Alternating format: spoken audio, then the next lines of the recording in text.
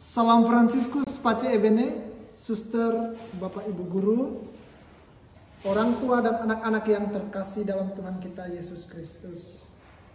Salam jumpa kembali sahabat-sahabat Tuhan Yesus. Kita semua adalah sahabatnya dan kini kita berjumpa pada pertemuan tema minggu yang keempat, yaitu Yesus sahabat bagi mereka yang bertobat. Adik-adik remaja yang terkasih dalam Kristus, pandemi COVID-19 juga berdampak pada aktivitas ibadah di gereja, baik personal maupun sosial bersama-sama, karena harus dibatasi untuk mengurangi resiko penularan penyakit.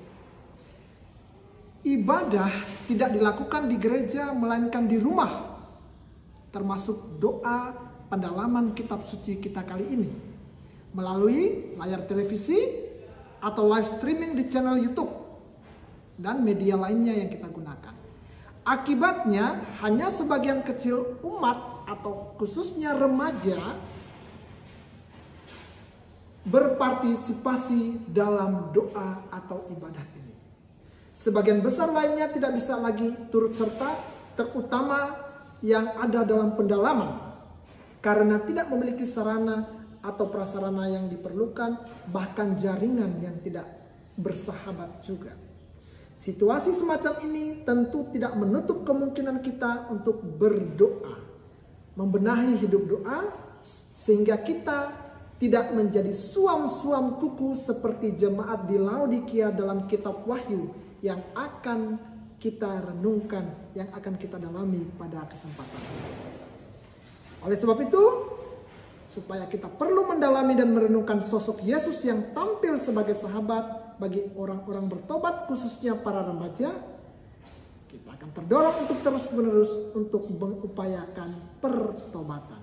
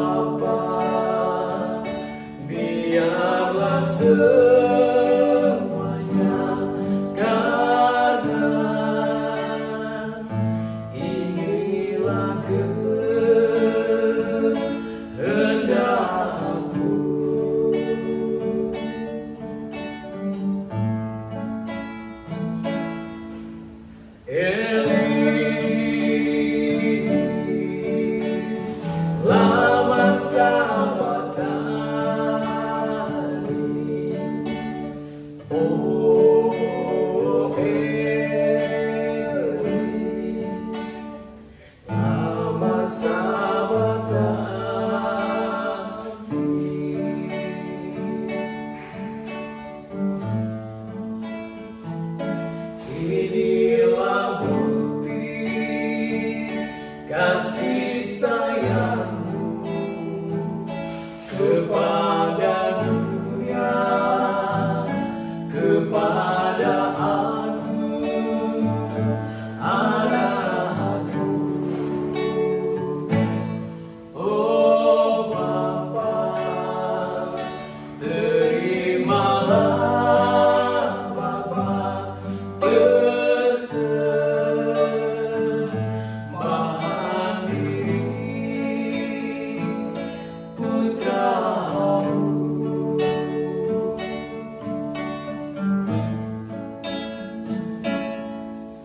Eli,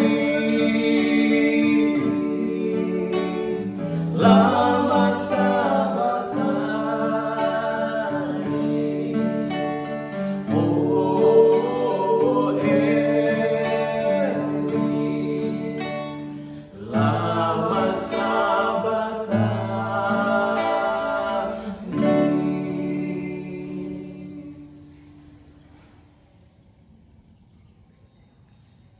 Dalam nama Bapa dan Putera dan Roh Kudus.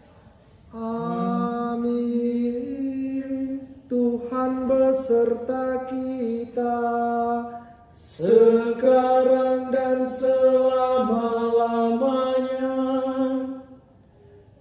Anak-anak kami, adik-adik remaja yang terkasih dalam Kristus, apakah adik-adik semua tetap terlibat dalam aktivitas ibadah atau berdoa? Atau membaca kitab suci di rumah selama masa pandemi ini? Dalam pertemuan keempat sekaligus terakhir ini, kita diajak untuk mendalami, merenungkan dan mencari pesan dari perikop kitab Wahyu bab 3 ayat 14 sampai dengan 21. Yang berisi surat kepada jemaat di Laodikia. Surat ini dipandang relevan dengan situasi kita pada saat ini. Mengapa? Karena semangat hidup rohani kita, secara khusus adik-adik remaja, mungkin mulai meredup atau setengah-setengah, suam-suam kuku dalam bahasa kitab suci nanti yang kita dengarkan. Hal ini mirip dengan semangat hidup jemaat Laodikia yang dilukiskan suam-suam kuku. Karena itu Yohanes yang menuliskan kitab Wahyu menasihati agar adik-adik terkasih menjalani hidup sebagai pengikut Kristus dengan penuh semangat, dengan terus-menerus mengusahakan pertobatan. Mari kita satukan segenap diri kita untuk berdoa kepada Tuhan. Marilah berdoa. Allah yang berbelas kasih, kami datang kepadamu dengan rasa sesal atas dosa kami. Kami sering berpusat pada kepentingan diri sendiri dan kurang mengarahkan hati kepadamu. Kami masih jauh dari semangat hidup penuh kasih kepadamu dan sesama.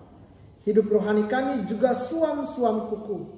Karena itu kami mohon, karuniakanlah sikap tobat sejati kepada kami, agar kami sungguh-sungguh bersemangat menghayati iman dalam hidup sehari-hari di tengah kelesuan akibat pandemi COVID-19. Demi Kristus Tuhan dan pengantara kami yang hidup dan berkuasa bersama dengan Dikau dalam persekutuan dengan Roh Kudus, Allah sepanjang segala masa. Amin. Pembacaan dari kitab Wahyu bab 3 ayat 14 sampai dengan ayat 21. Dan tuliskanlah kepada malaikat jemaat di Laodikia. Inilah firman dari Amin, saksi yang setia dan benar. Permulaan dari ciptaan Allah, aku tahu segala pekerjaanmu. Engkau tidak ingin dan tidak panas. Alangkah baiknya jika engkau dingin atau panas. Jadi karena engkau suam-suam kuku dan tidak dingin atau panas, aku akan memuntahkan engkau dari mulutku. Karena engkau berkata, aku kaya dan aku telah mempercayakan diriku, dan aku tidak kekurangan apa-apa.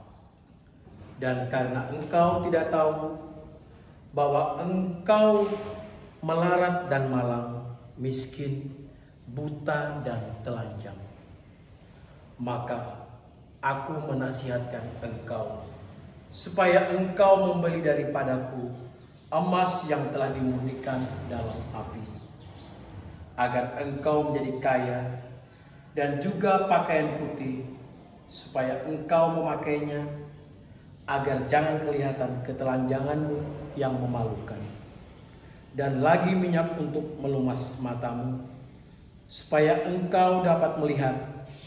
Barang siapa kukasihi, ia kutegur dan kuhajar. Sebab itu relakanlah hatimu dan bertobatlah. Lihat, aku berdiri di muka pintu dan mengetok. Jikalau ada orang yang mendengar suaraku dan membukakan pintu, aku akan masuk mendapatkannya, dan aku makan bersama-sama dengan dia, dan ia bersama-sama dengan aku. Barang siapa menang, ia akan kududukan bersama-sama dengan aku di atas takhtaku, sebagaimana aku pun telah menang dan duduk bersama-sama dengan Bapakku di atas takhtanya. Demikianlah sabda Tuhan. Syukur kepada Allah. Adik-adik remaja yang terkasih dalam Kristus, dalam pertemuan tema yang keempat kita kali ini, kita sudah mendengarkan dengan sangat baik bacaan yang dibacakan oleh Pak Pet untuk kita semua. Ya. Diambil dari kitab Wahyu, bab 3 ayat 14 sampai dengan 21. Ada beberapa pertanyaan panduan untuk kita, ya, untuk kita jawab supaya kita mengerti apa sebenarnya pesan Tuhan dalam kitab Wahyu untuk kita. Ada di deskripsi channel YouTube kita, silakan nanti dilihat dan dikerjakan, ditulis. Nanti pada saat pertemuan-pertemuan pembelajaran agama, ya, nanti akan kita bahas gitu, pesan Tuhan apa untuk kita dan secara keseluruhannya. Kemudian pada kesempatan ini Bapak akan sampaikan penjelasannya. Mari kita dengarkan baik-baik naskah teks kitab suci tersebut. Yang pertama tadi tentang jemaat di Laodikia. Jemaat Laodikia adalah orang-orang yang hidupnya serba berkecukupan. Katakanlah orang kaya. Ya, kita di sini banyak orang kaya, ya? Punya banyak uang, harta benda, ya? Dan semuanya rata-rata. Nah, karena alasan tersebut, kekayaan duniawi, mereka lalu cenderung malas untuk mengembangkan hidup rohani dan keimanan mereka kepada Tuhan. Bisa anak-anak kami menyaksikan, melihat, dan mengalami sendiri dalam kehidupan rumah tangga. Ya, lihat itu. Hidup rohani mereka terlihat setengah-setengah, atau tadi dalam bahasa kitab suci, suam-suam kuku. Aneka doa, peribadatan, dan perwujudan iman mereka lakukan hanya seadanya saja, formalitas saja, ya. Jadi tidak dianggap penting, karena yang lebih penting itu harta kekayaan. Karena mereka merasa diri sudah mapan dan tidak perlu ada campur tangan Tuhan, maka jemaat di Laodikia itu cenderung egois dan individualistis. Begitupun dengan pengalaman hidup kita saat ini. Ya, banyak di antara kita, banyak adik-adik remaja itu cenderung egois dan individualistis. Ya, coba Anda perhatikan dirimu sendiri. Ya, ada yang sering mengatakan misalnya, saya sedang berada di zona nyaman. Ketika Anda mengatakan itu, maka Anda sebenarnya sedang egois dengan sesama, dengan keluarga, orang tua yang ada di sekitar. Ketika Anda mengatakan Anda sudah berada dalam zona nyaman, Anda sangat individualistis karena Anda mementingkan dirimu sendiri. Lalu di mana Tuhan? Di mana ayah, ibu, saudara, teman, guru, semuanya? Akhirnya semuanya itu menjadi hilang. Adik-adik yang terkasih, jemaat di Laodikia, mereka juga tidak merasa perlu memperhatikan nasib orang lain, ya kan? Dan terutama orang-orang miskin. Mereka sangat egois dan sombong. Tuhan Yesus ternyata bersedia datang untuk mereka dan mengetuk pintu hati mereka, dan Yesus tidak ingin mereka berlama-lama hidup dalam dosa. Yesus memberikan janji akan ganjaran surga jika kita setia hidup dalam kesalehan. Adik remaja yang terkasih, ingat, kita tidak boleh egois, sombong, dan individualistis. Karena dengan demikian kita tidak peduli sama Tuhan, sama orang tua, bapak ibu guru, sanak saudara, dan teman-teman lain sebagainya. Untuk itu, supaya kita selalu bersemangat dalam pertobatan dan terhindar dari sikap suam-suam kuku, mari kita harus mengembangkan sikap iman dan hidup rohani secara kreatif. Pandemi bukan halangan, ya. Pandemi bukan halangan. Ingat, di saat pertemuan pembelajaran, Bapak Ibu guru, suster sering mengatakan bahwa pandemi COVID-19 ini jangan membuat kita malas, ya. Jangan membuat kita takut, ya. Oke. Karena ketakutan dan kemalasan akan membuat kita menjadi orang berdosa. Contohnya di masa pandemi ini kita bisa merayakan Ekaristi melalui online, ataukah saat ini juga kita sedang merayakan ibadat pendalaman kitab suci 5 minggu keempat secara online. Inilah cara Tuhan yang Tuhan sediakan untuk kita, ya, sebagai simbol Tuhan mengetuk pintu hati kita supaya kita tetap beriman walaupun di masa-masa yang sulit. Adik-adik yang terkasih, inilah sekilas penjelasan tentang bacaan dari kitab Wahyu yang kita dengarkan tadi. Berikutnya nanti ada sharing dan aksi nyata. Sharing dan aksi nyata juga ada beberapa pertanyaan panduan yang ada di deskripsi channel YouTube kita. Silakan dibaca baik-baik dan dijawab. Ya. Kemudian setelah itu ada lagi yang terakhir, yaitu mari kita membuat kalender niat baik. Nah, kalender niat baik itu juga nanti ada panduannya di deskripsi. Kalender niat baik itu maksudnya mulai dari hari ini, ya, dari hari ini, bahkan dari pertemuan pertama pada pekan pertama kemarin, kita membuat niat baik setiap hari sepanjang tahun sampai kita bertemu kembali pada bulan kitab suci tahun 2022. Setelah itu kita akan merefleksikan kira-kira apa yang sudah saya buat setelah saya mendengarkan dan merenungkan firman Tuhan selama bulan kitab suci tahun ini. Jika Anda berhasil, maka di kalender itu di setiap tanggalnya Anda memberi tanda centang, itu bahwa Anda berhasil. Jika Anda gagal, maka berilah tanda silang. Contoh, ya. Contoh misalnya membuat kalender niat baik. Misalnya Pak P, saya guru. Hari ini saya berjanji supaya saya tidak marah-marah sama peserta didik. Hari ini, itu niat saya. Ya. Oh, ternyata nanti pada pelajaran agama, kepada salah satu kelas, misalnya kelas 7-4, saya tiba-tiba marah terhadap Raden Steve misalnya.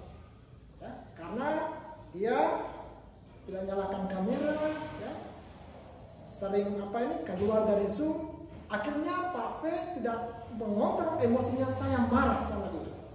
Nah, saya sudah janji bahwa hari ini saya tidak boleh marah, saya harus mengendalikan amarah saya. Nah, karena itu saya harus menyadari bahwa hari ini saya gagal mengendalikan emosi. Nah, begitu. Oleh karena itu besok saya bisa mengevaluasi dan saya bisa berjanji lagi, Tuhan berikanlah saya kesempatan besok saya berjanji supaya saya bisa mengendalikan emosi. Begitu yang kita buat setiap harinya, ya, dengan sikap, sifat, situasi hidup kita masing-masing.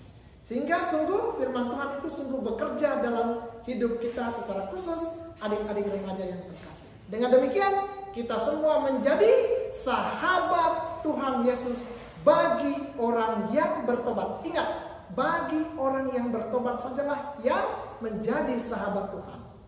Orang sombong, orang egois, dan orang individualistis, orang yang cuek, bukan sahabatnya Tuhan. Semoga Tuhan memberkati. Marilah berdoa. Bapa yang Maha Murah, Engkau telah mengetuk pintu hati kami dan menyadarkan kami akan pentingnya pertobatan yang terus-menerus dalam hidup kami.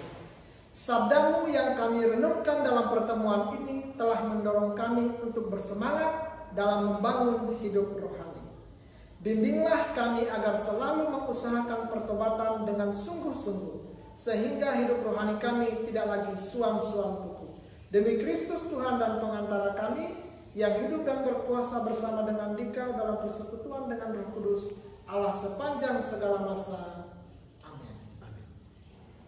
Marilah kita semua memohon berkat Tuhan. Semoga Tuhan beserta kita sekarang dan selama-lamanya. Semoga kita sekalian dilimpahi oleh berkat Allah yang Maha Kuasa, dalam nama Bapa dan Putra dan Roh Kudus. Amin.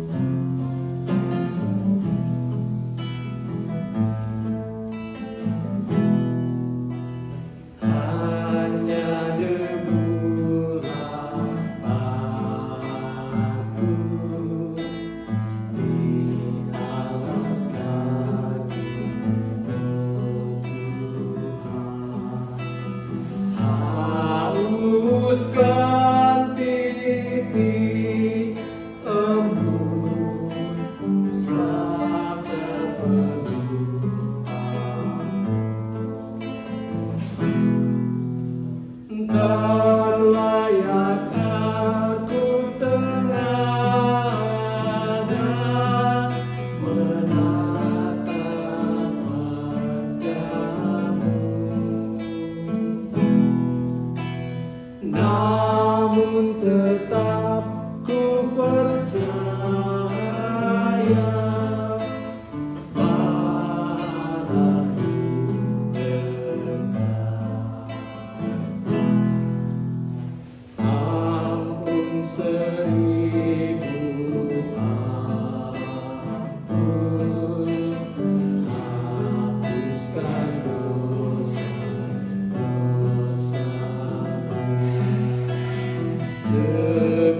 segunung sesal kini ku ujung padamu.